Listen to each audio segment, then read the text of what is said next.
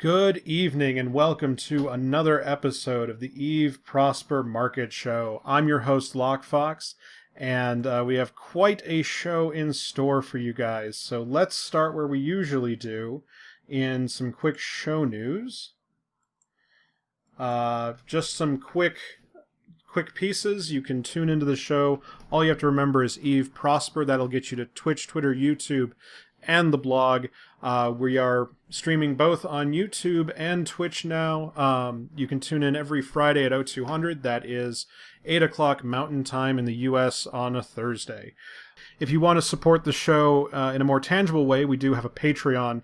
And to all the Patreon subscribers, I'd like to note that you guys helped us buy a new piece of hardware, got a high-performance thumb drive so that we can move the databases around so that, like, if I'm bored at work and eating lunch at my desk because I'm sad, I can go work on the tables there and actually keep producing content for the show on the go and keep the entire environment handy in one place so I don't have to update the wife's laptop crazily every time I want to go use it.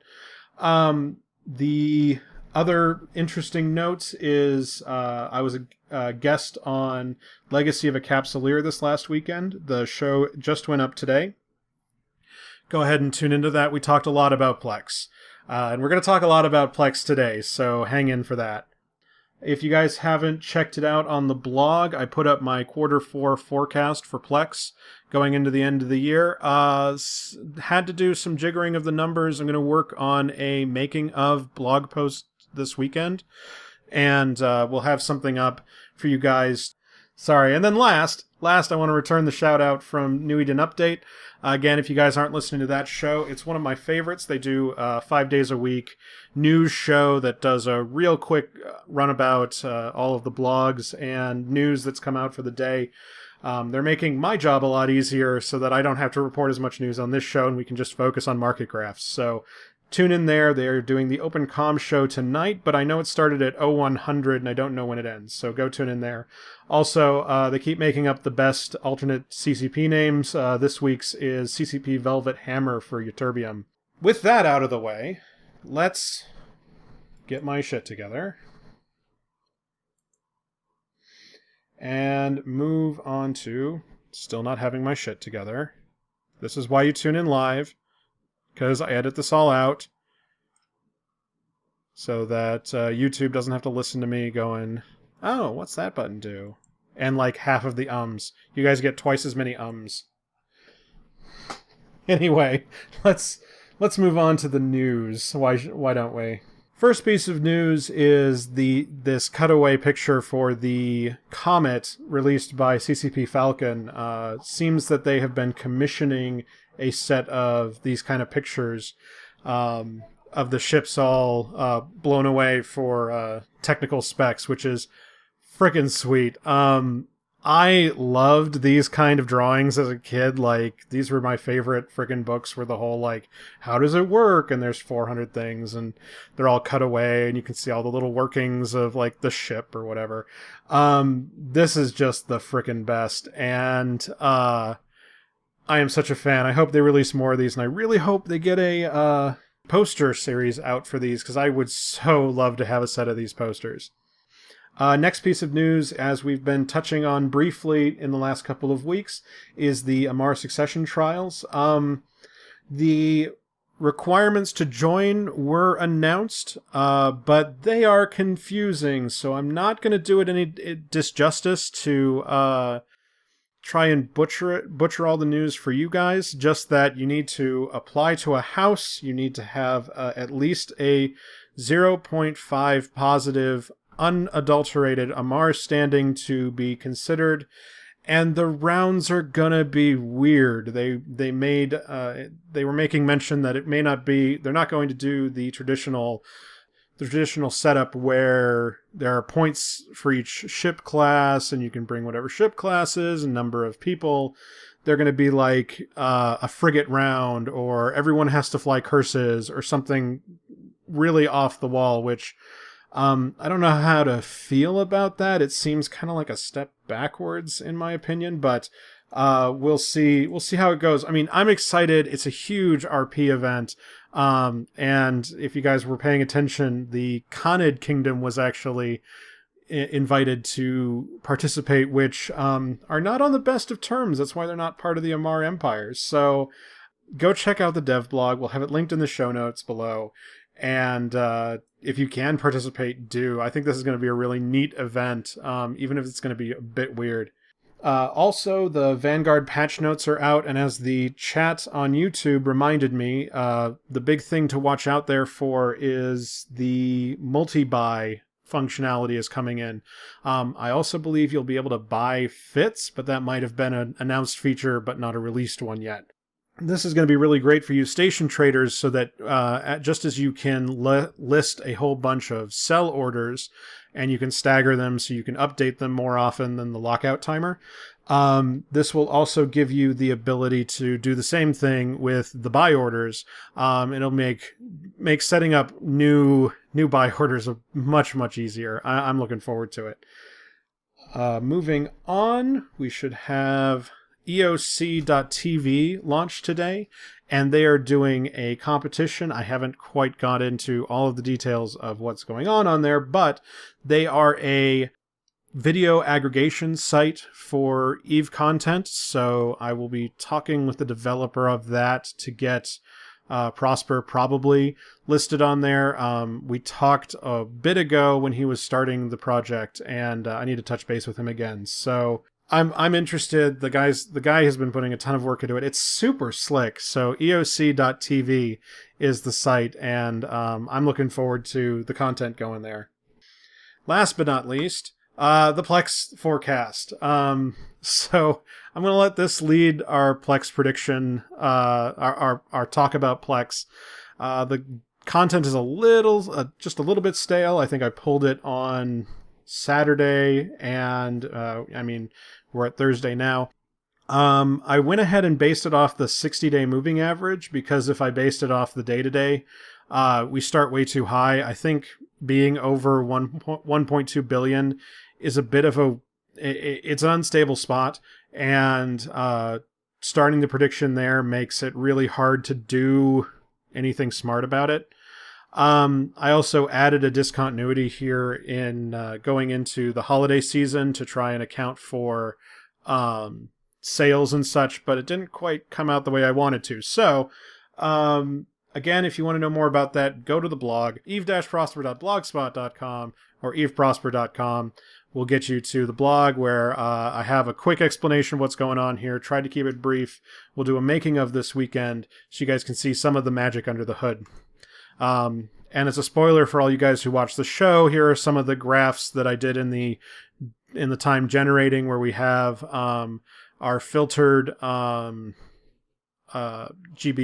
that I mentioned a few months back, some investigation into the pre and post behavior of last year's bubble and burst, and some measurements of Plex volatility over various periods over the last 3 years. So there'll be a lot more data and graphs coming this week.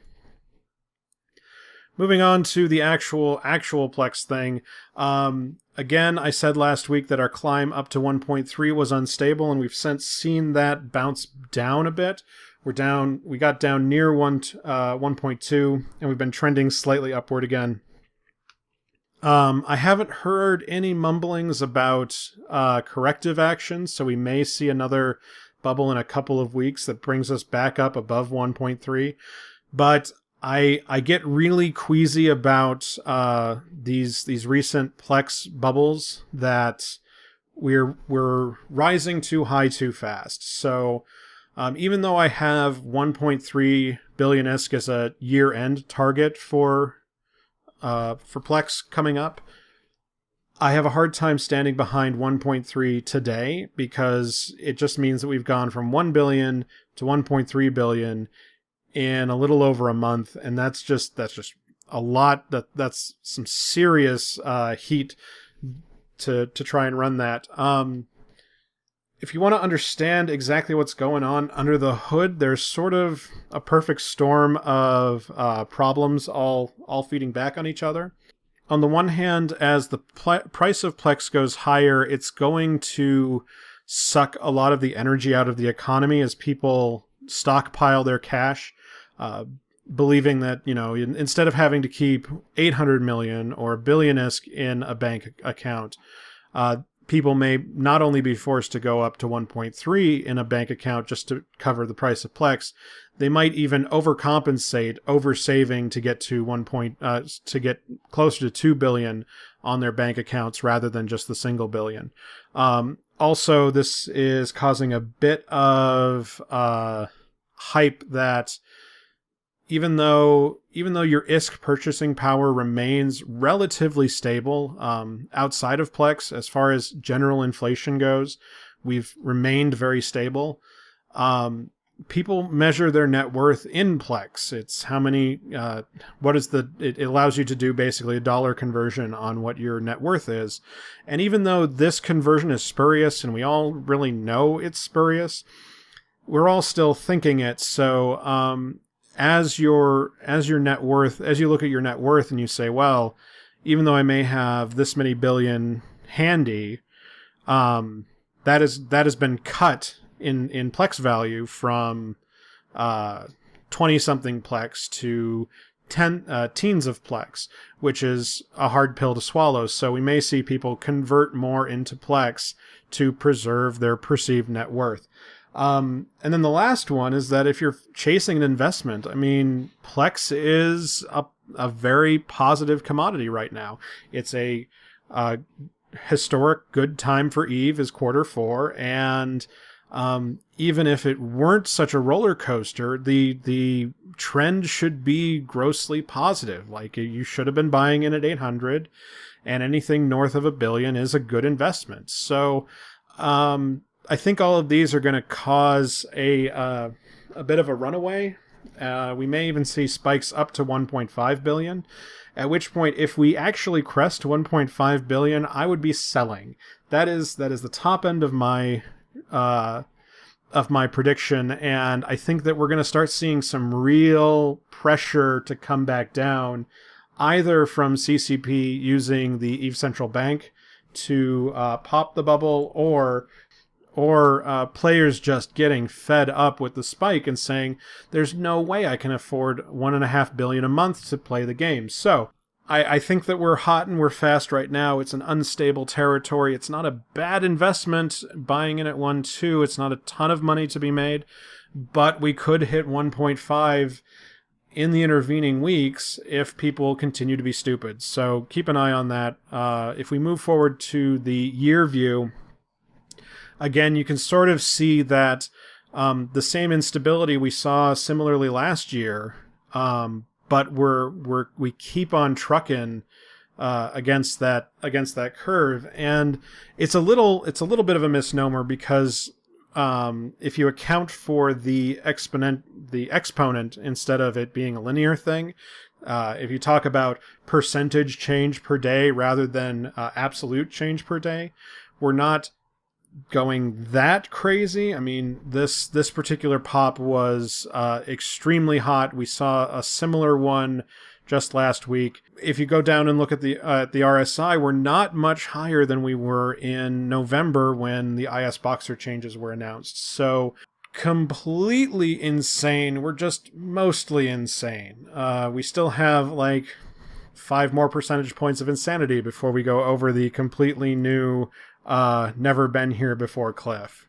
If we move on to RMT tokens, we saw, I predicted this last week, and I hope somebody followed my advice, that multiple pilot training certificates tend to see a wave after the Plex crash, and we saw it 3 weeks, we saw it at the 6 weeks ago, we saw it 4 weeks ago, and we saw it last week. Kind of actually interested if this is a real trend, because that might mean there's actually something worth investing in for multiple pilot training certificates. Now, I don't know how many of them you can actually move, but this is a real interesting pattern. Managed to get 3 of them in a row, so I might actually buy into this one. Moving on to just look at the buy and sell spreads, we're seeing a wider than average buy and sell spread as of last night. I still think that's going to be downward pressure. I still think north of 1.2, we're still early for that, but the market does not seem to agree with me, so it will do what it does. Moving on to minerals, which I don't know if I'm going to get patted on the back or get chased with torches and pitchforks. Tritanium popped last week. We saw it move up from about 5.4 to 5.8.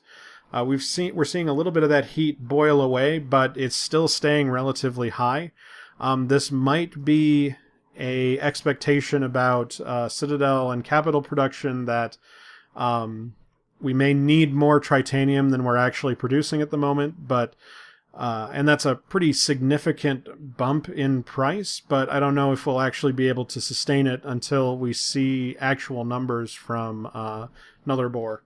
Pyrite has remained relatively flat, staying around the 11.4 region. No reason to think it's going to go up or down. There was a little bit of speculation last week in the plagioclase markets that might be needed for compression, but we're not really seeing that reflected in the actual raw price of pyrite. So that may have been market correcting for this previous boost rather than anticipating a future one. Next, Mexilon, which I gave a price alert about last week with a price target of 65. We're seeing the average prices stay at about 60, which isn't bad. If you bought in at 55 and you're getting out at 60, you're still making not a bad chunk of change. 10% for almost no effort is nothing to sneeze at. If we go and look at the actual buy and sell spreads, we saw the dotted line, the white dotted line is is when the show aired and when the price alerts went out, and then the red bars represent the buy-in and sell targets, and we saw the price spike shortly after the show, so thank you guys for participating in a pump and dump. And I was actually hoping we'd stay up higher above 60. We're not quite seeing as much heat as I was really expecting, but we also didn't get the dev blog I was expecting. So I still like the 65 price target. I still think that the target for selling is whenever Nullarbor puts out the Citadel production numbers or Eve Vegas, whichever comes first. And you can still wuss out at 60 and walk away with your 10%. No one will call you a coward for that because you still, if we look at the chart, bought in right before and got to sell right at the peak. So you still look like a pretty decent super genius in my book, but it's also my advice, so I might be patting myself on the back too much. Isogen has stayed relatively stable, bouncing around 120. We saw a spike yesterday, but I don't think that that's really much to talk about. We'll see next week if maybe this was the start of something. It doesn't really look like anything out of the ordinary to me. Noxium is trending down, but staying in the 480 to 520 band. So again, I think things are stable. They may look like they're moving up and down, but they're staying inside a pretty decent band. Zydrine looks like it has stopped its fall. I was projecting a price floor of 1,000, and it looks like we're actually going to cap out at 1,100. Now, we could still see in the intervening weeks another dip, but what I think we'll actually see is more of a slow slide as nullsec miners still want to mine those high-end ores, and they'll just slowly be producing too much Zydrine and Megasite as opposed to overtly too much Zydrine and Megasite. So I still think 1,000 is a price target as far as a floor goes, but I don't know if that'll take. I don't know how many months that'll take, or if something else will change in the intervening time. Megasite also looked like it stopped last week. We saw a brief dip down to 1,400, but that looks to be corrected. It may have been a big sell-off of somebody burning a stockpile. We're in a stable band at about 1,500. Again, I sort of expect a very slow slope, but we may not actually see that. We may see it stay stable at 1500. And then last, Morphite continues to stay relatively strong. We saw it lose a little bit of momentum last week, dropping from 13K to 12.5K. And I still think north of 12 is overvalued, but again, that has to... Mining Morphite is a bit weird. Consuming Morphite is a bit weird. We may not be seeing as much. The activity might be spread out differently than I'm expecting. And then last, just to check at the buy and sell margins. Most products look healthy. Noxium looks to be trending a little bit down. Megasite, if we hadn't looked at the other plot, looks to be trending down, but is probably stable. Tritanium's on a pretty decent upslope over the last 60 or 90 days. I think the thing for minerals right now is stable, and to keep an eye on Mexilon and Tritanium. Moving on to fuel, the fuel isotope market continues to be a little bit weird. We keep seeing pressure in the Caldari isotopes as we spiked up to 900 a unit. That's some seriously decent ISK per hour mining income. I don't know if this is because goons are restricting their own supply from nullsec. I don't think that actually accounts for much of it. If there's just such a hot demand for Caldari towers for moon mining and for industry, or what exactly is going on. We continue to see every other isotope stay in the 700 band, with Galente actually bottoming out, which is not something I really would have expected. And especially since Galente gets that silo bonus, it might actually pay to give up a little bit of security for a little less activity, switching your moon mining operation from Caldari to Galente. Though I do know that you can only fit one reaction on the Galente pause. And then if we look at fuel blocks, nothing huge to say here, though Minmatar might be slightly undervalued and Galente and Amar might be slightly overvalued. The Caldari ones look to be exactly in the bands you'd expect them to be. Moving on to the outliers, as the YouTube chat goes completely insane. Let's start where we usually do in advanced materials. I don't think there's a ton to say here. Ferrite carbide spiked pretty hard, but I have a hard time believing that it'll stay above 115 at the moment. I really should have included that one. We're seeing a big dip in ferrogel buy orders, but that's probably nothing. Terahertz metamaterials did a huge spike. This is probably due to the news that, quote, curses might be the only ship allowed and around. So I'm not sure if that's a real thing. I kind of expect that to come back down. Things are staying relatively stable. Didn't see a whole bunch to report in the moon markets this week. What I did see was melted nanoribbons. And this came up on the Reddit this week, and there's a lot of weird speculation. The thing that's getting me is that this curve is extremely weird. We're seeing a very steady heat in the buy order market. This is uncharacteristically positive.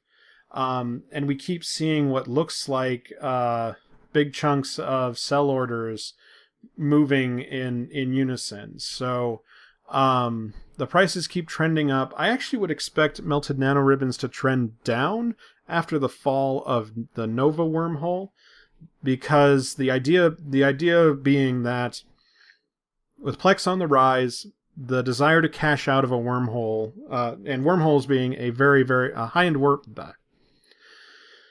Plex being very, very high at the moment, and the state of wormhole income being so lucrative, I would expect that there would be a glut of wormhole resources coming to market, and that would be driving the price down rather than up. Instead, it's doing exactly the opposite, and I don't exactly know why. I don't know what's actually driving behind this whole nanoribbon craze. The funny thing is, I haven't seen it reflected in T3s yet, which we'll get to in a second. Oops, I don't actually have the other one. So, I think it's too late to jump on the nanoribbon bandwagon right now. The prices are ludicrously high at the moment.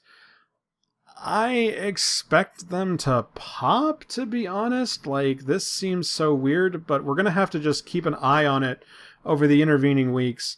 And I'll have to do more investigation because I really don't know what is exactly driving this. There is a resurgence in T3 at the moment, but not enough to justify this kind of runaway price.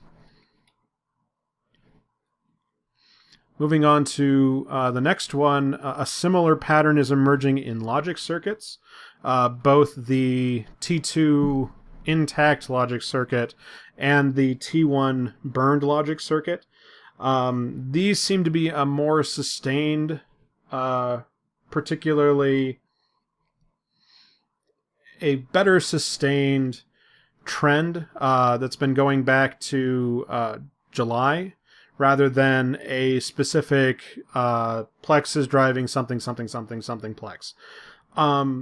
What I think is interesting is this might be reflected in a particular popularity of rig. Unfortunately, I haven't seen anything in my indicators that's showing any rig suddenly becoming a lot more popular. It may just be a response to loot tables changing and changing the prices, because we're seeing somewhat higher volumes, but not enormously higher volumes. Moving on to T3s, I had brought these up last week that they were trending up, and this was before I actually dug into melted nanoribbons. But things are actually going weirder this week than last. I mentioned the Proteus, one of my personal favorite ships, just because it's a forgotten stepchild, is just trending super high at the moment. I don't know if this is a response to Slippery Pete Tengus, but at 225 million, you should go be buying these things. You should be selling them. You shouldn't be buying them. The chance to buy them is gone. But finding it immensely interesting that we're either seeing a shortage or a new meta getting populated out in null, and I'll be interested to see where they're actually showing up.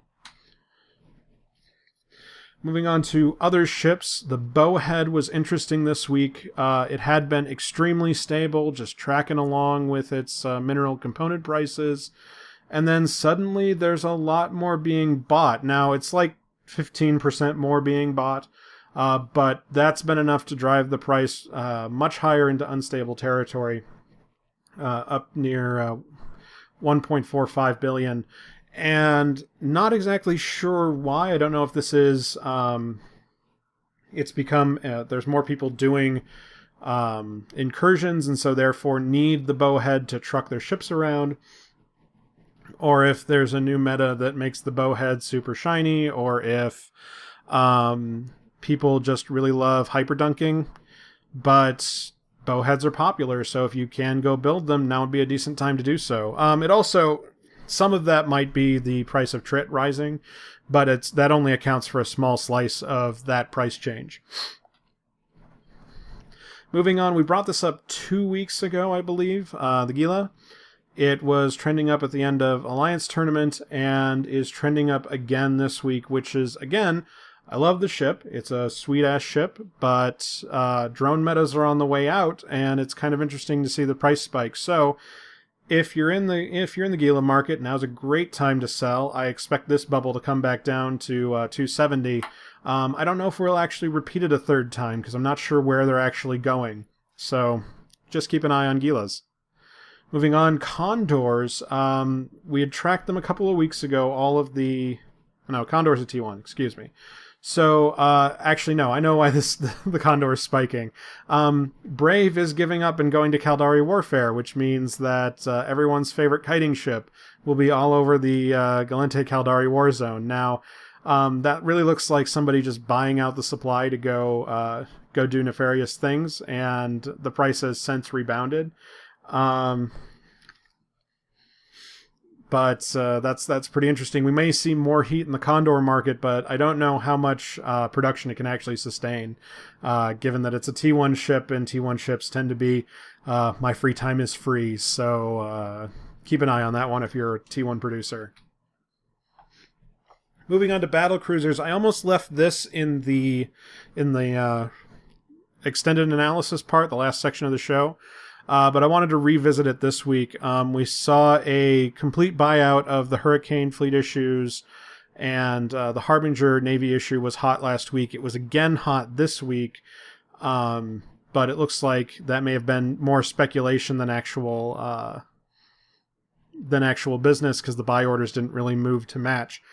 But the Navy ones aren't the interesting one this week. We saw some hot heat in the Prophecy and the Hurricane and the Brutix, particularly. This would be a great chance, if you're a rather prudent T1 producer, to shore up your equipment and go try your hand at building some of these T1 battlecruisers, waiting for those spikes. So the advice here is that you go get some minerals, you go to a low index system, you build a fistful of these 10s, 20s, I wouldn't build more than 100, and you go and you get them out to JITA, and you put them on high orders that are maybe 10% out of what the normal price is right now, or 10% higher than what Crest says the selling average is. And the hope is that all of the orders underneath you will sell out, and then yours will be there to catch it when the price keeps climbing. So Brutix is a great one for this. Not so much the Drake. I think the Drake has enough producers on it. The Ferox, for sure, because I don't think a ton of people actually produce that one. And the Prophecy would be where I would be looking. Now, the Hurricane's another good option, but that one's a little bit more risky, because just as much as there are a lot of Drake producers and blueprints, I expect just as many Hurricane blueprints. And don't build Cyclones. Sorry, I love the Schick Razor Blade in space, but don't build Cyclones. And if we look again at the Ferox, again we're seeing that hot spike as an expected Rails platform. I would like to see the Ferox actually come back into service. It's a pretty neat ship, and I have fond memories of it before the Drake existed. So hopefully it can find a place in the doctrines of someone. Another interesting one that kind of came out of left field for me is the Devoter. Looks like somebody bought out the orders on this, and the prices are climbing.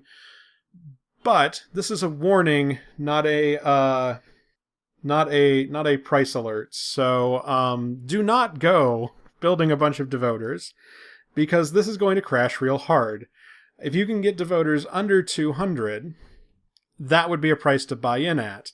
But this 240 million-esque price is way too high, and I think it might just be hype around the Amar succession trials. As soon as some dumb producer goes and produces 40 of these and can't sell them, this price will come down like a stone. And then I believe this is the last one for today in the Outliers, is the Entosis link. Tech 2 has been tracking down. We saw it stay relatively stable at 1.3 million, and we're tracking down towards 1 million. It's hard to tell you where the floor is really going to be. Probably 1 million. It's kind of interesting to see that slide off. This might be in response to the news that Citadels will also require an HP grind, not just an Entosis link, and that the Entosis links are being revisited as a mechanic after the CSM notes. I would expect things to actually go faster if it was a response to the notes, though, so I'm not sure what's exactly driving this. And if we look at the actual prices, again, we're seeing a similar process in the T1s, but we're seeing just a huge drop-off in demand in Entosis Link 2s. The demand for buy orders just went through the frickin' floor. So this would be a good chance to buy in. just because I'd put buy orders for this. I'd be shooting for the lower prices here in buy orders to see if you can slurp up some really cheap equipment over the upcoming week or so. So this is interesting. I'm not sure exactly where it's going. It's kind of out of the blue for me.